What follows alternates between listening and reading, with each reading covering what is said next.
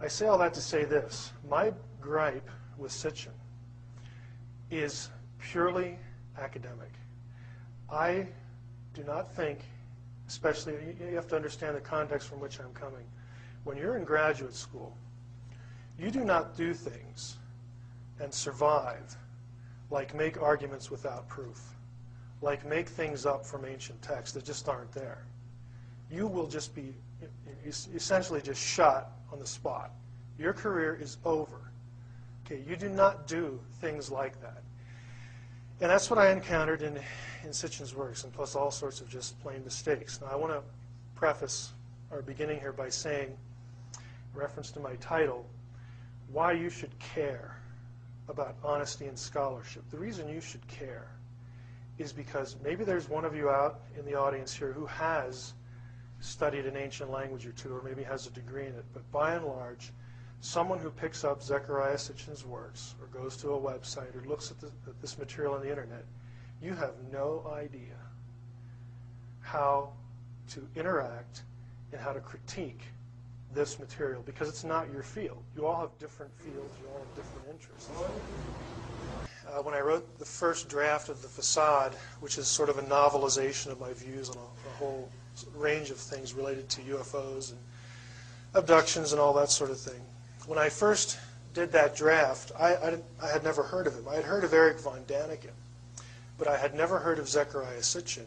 After I did the first draft and started to have some people read it, I began to hear the name, so I looked him up and got a couple books and read his material.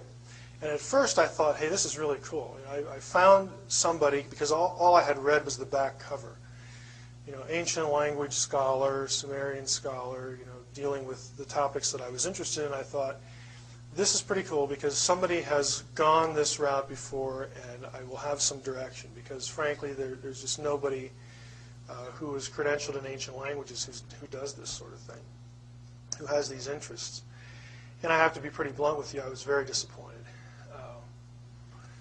I will say some things tonight, as Guy said, you know, we're all going to go away offended, at least once during the conference.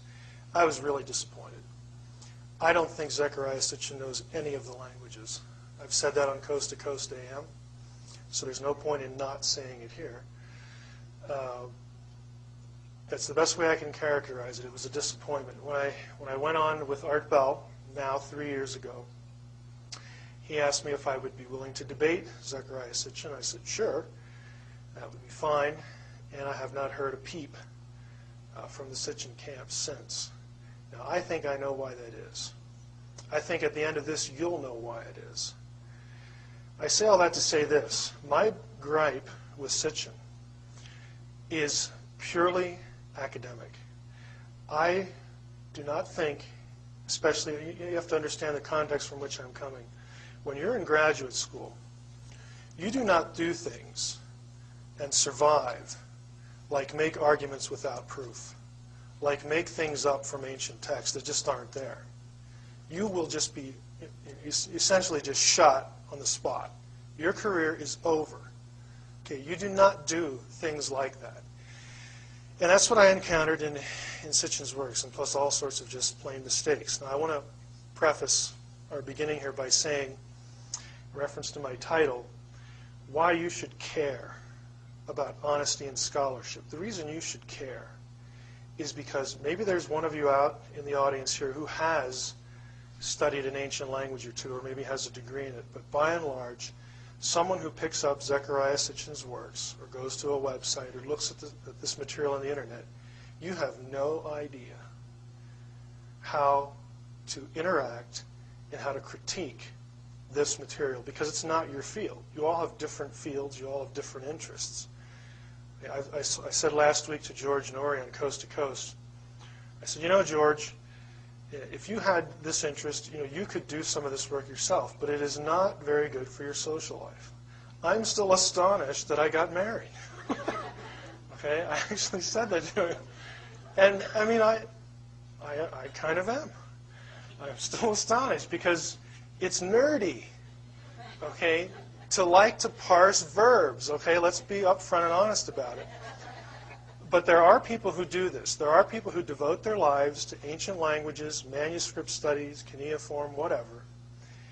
And when you are being fed information related to this material, and the author knows that you cannot check him, that's why you should care. Because you are being sold a bill of goods. We are not on the level here that I disagree with certain translations of tablets. The level we're talking about here is that the material either exists or it doesn't. We're not talking about differences of translation technique. We're talking about fabrication of material. And I've picked 6 items that we're going to go through in relation to Sitchin's work.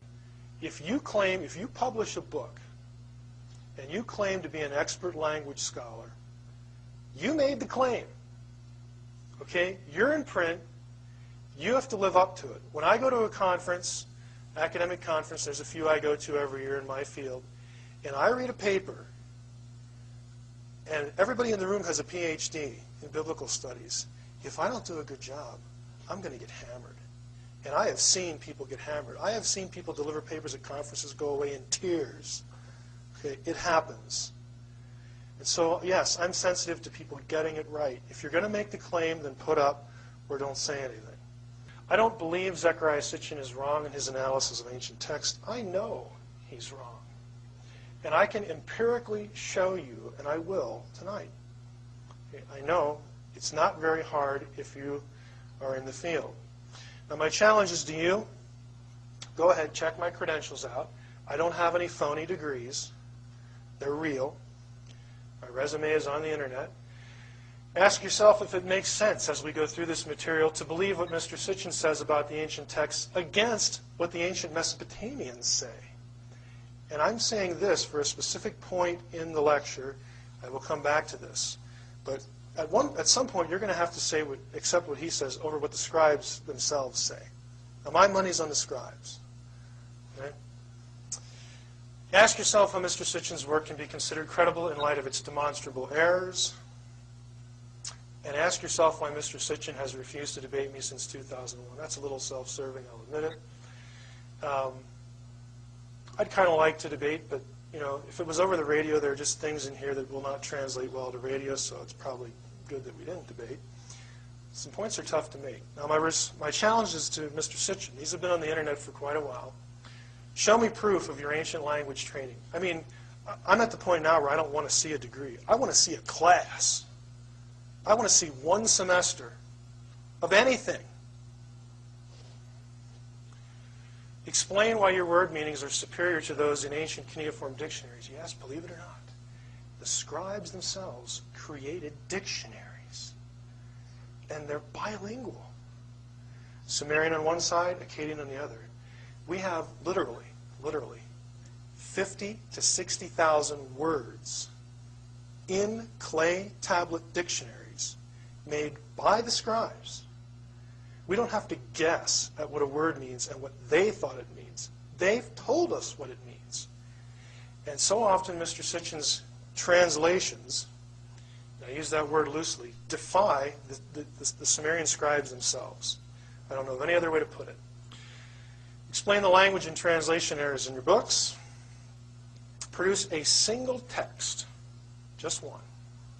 A single text that says Nibiru is a planet beyond Pluto, and that text connects the Anunnaki to Nibiru. There is no text, none, zero, nada. There is no line of any cuneiform text that has that in it. That is entirely contrived. If you don't believe me, I have bibliography on my website. There are articles on Nibiru that account for every place it ever occurs in any tablet. And you can look them up for yourself in English translations. The claim that the Anunnaki came from planet Nibiru, the 12th planet. How do we know this is so? Well, according to our friend, it's in the Sumerian text. Problem. Search and search and search, but no matter how hard I might search, it was absolutely impossible to find even one such Sumerian text. Then there was Nibiru, a planet beyond Pluto. How do we know? According to our friend, the Sumerian texts tell us this. And again, I could not find one single Sumerian text that backed that up. Did you ever contact him? The fact that, pardon? Did you ever contact him and say, hey, Zecharia, yes, I did, where is this? I was beginning to find all these problems, and so I did. I wrote to Mr. Sitchin, and I asked him if he could help me. In fact, I think I might have sent a copy of the letter to be put up on the internet if anyone wants to see it. But anyway, what I did was, there were so many pieces that didn't fit in my estimation that what could you do better than call the man himself? So I sat down and wrote to Zecharia asking him to help me. Surely he could make this clear. Well, about 2 months later, I got back a photocopy of my letter with Zechariah's few brief notes scribbled over it. Now, my first question was this. I said, Zecharia, I notice you translate Nephilim as people of the fiery rockets, and also those who came down from heaven.